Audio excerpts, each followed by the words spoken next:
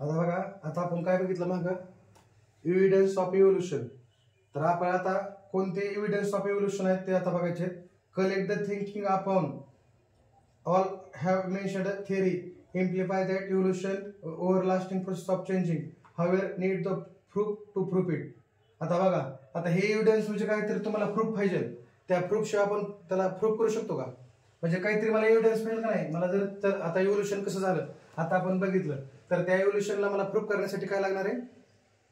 Proof काहीतरी लागणार आहे. प्रूफ जर असेल तरच त्याला मी काय करू शकतो? प्रूफ करू शकतो. समजतंय? तर त्या प्रोसेसला आपण आता हे कोणते एव्हिडन्स आहेत की त्या एव्हिडन्सच्या ह्याच्यावरून आपण सांगू शकतो की इव्होल्युशन झालंय ते. आता पहिलं आहे मॉर्फॉलॉजिकल एव्हिडन्स. आता मॉर्फॉलॉजिकल एव्हिडन्सचा अर्थ काय की एक्सटर्नल अपीअरन्स. याचा अर्थ आहे एक्सटर्नल अपीअरन्स, म्हणजे तुम्हाला बाहेरच्या ह्याच्यामधून तुम्ही काय ही करू शकतात की त्यांचं काय एव्हिडन्स भेटते तुम्हाला, तर त्याला म्हणत आहे एक्सटर्नल अपीअरन्स. आता पहिला याच्यामध्ये पॉईंट बघा, मॉर्फॉलॉजिकल एव्हिडन्स काय आहे? Various similarity like structure of the mouth, position of the eyes, structure, nostrils and ear pinna thickly distributed here on the body are seen animals were similar in the character like. आता बघा, animals मध्ये जर बघितलं तर त्यांचे eyes असतील, पुन्हा structure of nostril,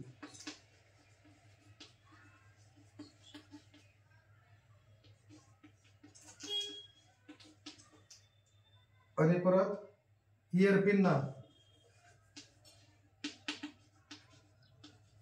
आता बघा ह्याच्यामध्ये ह्याच्या स्ट्रक्चर मध्ये बघितलं तुमच्या, आता तुम्हाला इथे एक डायग्राम दाखवली बघा 1.4 मध्ये. डॉग एक आहे, पुन्हा लॅम्प आणि ओल. तर ह्या तिघांचं जर स्ट्रक्चर बघितलं, त्यांच्या आईची जर मुवमेंट म्हणजे पोझिशन बघितली तर सगळ्यांची पोझिशन काय सिमिलर आहे. पुन्हा त्यांची नॉस्ट्रिल या समोरचा जो पार्ट आहे त्यांचा, तर ह्याची पोझिशन सुद्धा काय सेमच आहे. आणि परत पुन्हा इयर पिन्ना. आता इयर पिन्ना म्हणजे आता जर त्यांना आपण असं केलं तर ते काय करणार आहेत, त्यांचे जे कान आहेत तसे वरी करणार आहेत. समजतंय? आपल्याकडे ते नाही पण त्यांच्याकडे आहे. तर हे इयर पिन्ना आहे. पुन्हा thickly distributed hair of the body, बघ त्यांच्या बॉडीवर एकदम डिस्ट्रीब्युट थिक, एकदम जाड केस त्यांच्या बॉडीवर. तर हे त्यांच्यामध्ये त्यांच्या कॅरेक्टरमध्ये काय आहे सिमिलॅरिटी आहे. आणि परत पुन्हा आहे leaf shape, leaf variation, leaf petioles, ऑगर केस ऑफ प्लांट्स. आता ह्या प्लांट्स मध्ये सुद्धा तुम्हाला सिमिलरिटी दिसायला लागली बघा. आता हे प्लांट्स आहे, तर ह्या प्लांट्स मध्ये काही तुम्हाला असे व्हेरिएशन दिसले. पुन्हा आता बघा, एक चक्कूचा फ्रुट्स आहे आणि दुसरं मँगोच आहे. आणि पण त्यांच्या पानामध्ये जर बघितलं तर आपल्याला ह्यांच्यामध्ये काय दिसायला, पानामध्ये सुद्धा ह्यांच्या लिप व्हेरिएशन असेल किंवा पानाची साईज असेल किंवा आणि काय पिटूल्स म्हणजे हा इथला पार्ट म्हणतो आपण त्याला. तर ह्यांच्यामध्ये सुद्धा काय दिसायला लागली, सिमिलरिटी दिसायला लागली. तर आपण काय करू शकतो, म्हणजे आता जसं तुम्हाला मी म्हणलं की आईज आहे, स्ट्रक्चर ऑफ नॉस्ट्रिल आहे, इयर पिन आहे.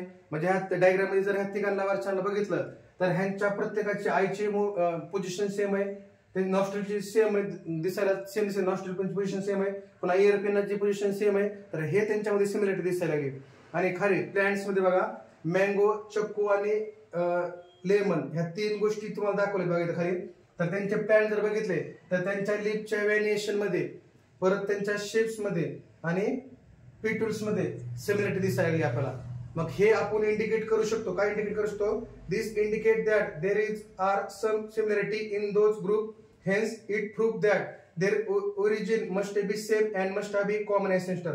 म्हणजे आपण हे प्रूव्ह करू शकतो म्हणजे दाव्यातून की ह्यांची जी सिमिलरिटी दिसायला लागली इथं, पुन्हा ह्या लिप मध्ये पण सिमिलरिटी दिसायला लागली. तर हे आपण इंडिकेट करू शकतो की ह्यांचे जे एन्सेस्टर आहेत म्हणजे ह्यांचे कॉमन एन्सेस्टर होते, म्हणजे the origin must be same as the common ancestor, म्हणजे ह्यांचे पूर्व सुद्धा काय होते असे ह्यांच्यासारखे सेम होते. हे आपण मॉर्फॉलॉजिकल एव्हिडन्स मधून प्रूव्ह करू शकतो. कारण हे कशामध्ये दिसायला आपल्याला एक्सटर्नल कॅरेक्टर मध्ये त्यांच्या दिसायला लागले, म्हणजे एक्सटर्नल अपीअरन्स बाहेरून. हे सगळे जे ठेवण आहे ते सगळे बाहेरची ठेवण आहे. तर ह्याच्यानं आपण ओळखू शकतो की ह्यांचे जे कॉमन, म्हणजे हे इंडिकेट करतंय की हे एव्हिडन्स मध्ये प्रूव्ह झाले की ह्यांचे जे एन्सेस्टर होते हे कॉमन होते. समजतंय? तर हे म्हणजे ह्यांच्यासारखेच जे कॉमन एन्सेस्टर होते हे प्रूव्ह झालं तर त्याला आपण मॉर्फॉलॉजिकल एव्हिडन्स म्हणतो. समजतंय का? त्याला एक्सटर्नल अपीअरन्स म्हणजे बाहेरून ते एकसारखं कॅरेक्टर त्यांचं दिसायला लागले. मग नॉस्ट्रिल असेल, आईज असेल, इयर पिन असेल, ॲनिमल्स मध्ये, प्लांट्स मध्ये लिप व्हेरिएशन असेल, लिप शेप असेल आणि पिटूल्स, तर ह्यांच्यामध्ये सिमिलरिटी दिसायला लागली. तर हे आपण म्हणू शकतो की ह्यांचे कॉमन एन्सेस्टर होते. समजतंय? परत पुन्हा दुसरं आहे अॅनाटॉमिकल एव्हिडन्स. अॅनाटॉमिकल एव्हिडन्स म्हणजे काय? आता ह्याला तुम्हाला इंटरनल स्ट्रक्चर बघायचं, इंटरनल म्हणजे आतून. आता बाहेरून तर तुम्हाला काय दिसणार नाही, बाहेरून काय दिसणार आहे, डिफरंट दिसणार आहे ह्यांच्या बॉडीचं स्ट्रक्चर, पण आतून काहीतरी सिमिलरिटी असणार आहे ह्यांच्यामध्ये. आता काय सिमिलरिटी बघायचं, if the carefully observe the picture there doesn't seen any superficial similarity between the human hand, foreleg of ox, flipper of whales and patagium of bats. आता बघा, एक जो आहे तो ह्युमन हँड दाखवलाय, समजतंय पहिल्या चित्रामध्ये. दुसऱ्यामध्ये फॉर लेग्स ऑफ ऑक्स म्हणजे पुढचा पाय दाखवलाय का ह्याचा, ऑक्सचा. परत पॅन्टिजम बॅट, पुन्हा बॅट म्हणजे तुमचं काय, वटवाघूळ, वटवाघुळीचं काय दाखवलंय, पंख दाखवलेत म्हणजे विंग दाखवले त्याचं. आणि फ्लिपर ऑफ वेल्स, आणि फ्लिपर वेल्स म्हणजे त्याला पावण्यासाठी स्विमिंगसाठी जे फिन दिलंय तर ते दाखवलंय. तर आता ह्याला जर आपण वर्ण असं जर बघितलं ह्यांच्यामध्ये, तर एक आपल्या म्हणजे ह्याच्यामध्ये काय सिमिलरिटी दिसते का, कारण का ह्युमन हँड्स वेगळा दिसायला लागलाय. पुन्हा त्याच्यानंतर फॉर लेग ऑफ ऑक्स हा वेगळा दिसायला लागलाय, पॅन्टिजम बॅट्स हे वेगळे दिसायला लागले, पुन्हा फ्लिपर ऑफ फिल्स हे वेगळे दिसले. पण बघा, similarity use each of structure different respective animals. आता वर्ण जर बघितलं, अपीअरन्स बघितलं, आता ह्याच्यामध्ये तुम्हाला अपीअरन्स वर्ण दिसायला लागले की सेम आहेत म्हणून, पण आता इथं तर काही दिसणार सेम, कारण इथं ह्युमन हँड वेगळा आहे. त्याच्यानंतर फॉर लेग ऑफ ऑक्स हा वेगळा दिसायला लागलाय, पॅन्टिजम बॅट्स हा वेगळा दिसायला लागलाय, म्हणजे ह्यांच्या स्ट्रक्चर मध्ये काय दिसायला लागले तुम्हाला, डिफरंट पणा दिसायला लागलाय. पण आता पुढे बघा, there is similarity in the structure of bones and the joint in the organ each of this animal.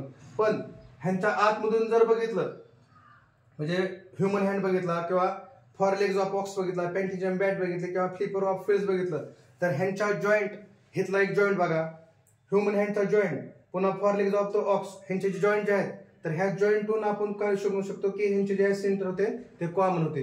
बघा, there is the similarity structure of bone joint organ of each this animal, म्हणजे ह्यांच्या चौघांच्या joint बघितले तर ह्यांच्यामध्ये हे काय दिसायला लागली, सिमिलरिटी दिसायला लागली. तर ह्या सिमिलरिटीतून आपण प्रूव्ह करू शकतो की the similarity indicate that those animals have the common ancestor. तर ह्यांचे ॲन्सेस्टर सुद्धा काय होते, कॉमन होते. हे कशाने प्रूव्ह करू शकतो, त्याच्या इंटरनल स्ट्रक्चरहून, आतमधून. बाहेरून तर आपल्याला सगळं वेगळं दिसायला लागले, पण ज्यावेळेस मी इंटरनल स्ट्रक्चर त्यांचे जॉईंट बघितले तर ह्याच्यामध्ये मला काय दिसायला लागले, सिमिलरिटी दिसायली, जॉईंट मध्ये सिमिलरिटी दिसायली, कारण प्रत्येकाचा जॉईंट जो आहे एक पर्टिक्युलर पोझिशनला आहे. तर हे ह्याच्यावर इंडिकेट करू शकतो की काय, की ह्यांचे जे ॲन्सेस्टर आहेत हे कॉमन आहेत, समजते. तर त्याला म्हणत आहे अॅनाटॉमिकल एव्हिडन्स. तर ह्याला म्हणत आहे इंटरनल स्ट्रक्चर, ह्याला म्हणत आहे एक्सटर्नल स्ट्रक्चर. तर हे आपण त्याच्यावर प्रूव्ह करू शकतो की ह्यांचे जे ॲन्सेस्टर होते ते कॉमन होते, समजते. तिसरा आहे कुठला आपला, वेस्टिजियल ऑर्गन्स. आता वेस्टिजियल ऑर्गन्स मध्ये काय सांगितलंय बघा, डिजनरेट. आणि आता पुढचा तिसरा पॉइंट आहे vestigial organs.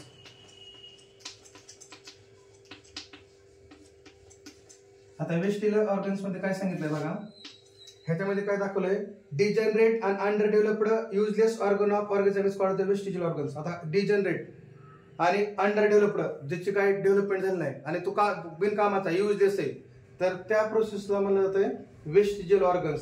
Suddenly development of new tissue organ living changes environment it not possible, instead existing organ undergo gradually changes. आता हे सडनली चेंजेस होतात का, एखाद्या अॅनिमलचा एखादा पार्ट युजलेस करणं किंवा ते निघून जाणं, डिजनरेट होणं, तर हे लगे होणार आहे का पॉसिबल, तर ह्याला कितीतरी वर्ष लागणार. जसं की आपण आता इव्होल्युशन मध्ये बघितलं की 300 वर्ष गेले तेव्हा ह्याच्या अर्थवर अशा प्रकारचे प्लांट आणि अॅनिमल्स मध्ये डायव्हर्सिटी बघायला भेटली. तसं हे ऑर्गन जाण्यासाठी किंवा एखादा ऑर्गन किंवा एखादा न्यू टिश्यू डिसअपिअर होण्यासाठी काय लागणार आहे, थोडासा कालावधी लागणार आहे किंवा काहीतरी वेळ जाणार आहे. And specific structure of body useful under the certain situation. आता काही अॅनिमल्स मध्ये तो पार्ट युजफुल असू शकतो आणि काही अॅनिमल्स मध्ये तो युजलेस असू शकतो. जसं तुम्हाला दिले बघा, however the some structure under the different situation may become useless or even harmful. आता काही जणांसाठी तो युजफुल असू शकतो, काही जणांसाठी तो हार्मफुल असतो. आता कसं बघा, such a structure begin degenerate under such a situation as per principle natural selection.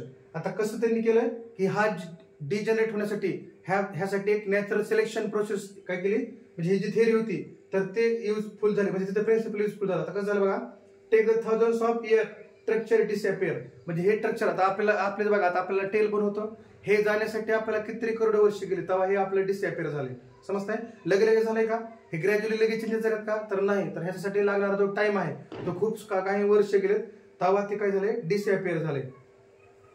आणि बघा, take the thousands of year structure disappear, such organ are seen different phase of the disappearance different animal. Such organ through the non-function certain organism. It may be function other organism. It not vestigial in other organism. आता ते सगळ्यासाठीच vestigial नसू शकणार आहे, समजतंय? आता काही animals मध्ये ते युजफुल असणार आहे, जसं की तुम्हाला आता मी मंकी मध्ये म्हणलं. आता आपल्यासाठी टेलबोन आपल्यासाठी फायदेशीर होता का? नव्हता, कारण तो वेस्टिजियल ऑर्गनस होता. पण तेच टेलबोन जे आहे ते मंकीसाठी युजफुल आहे. कारण का?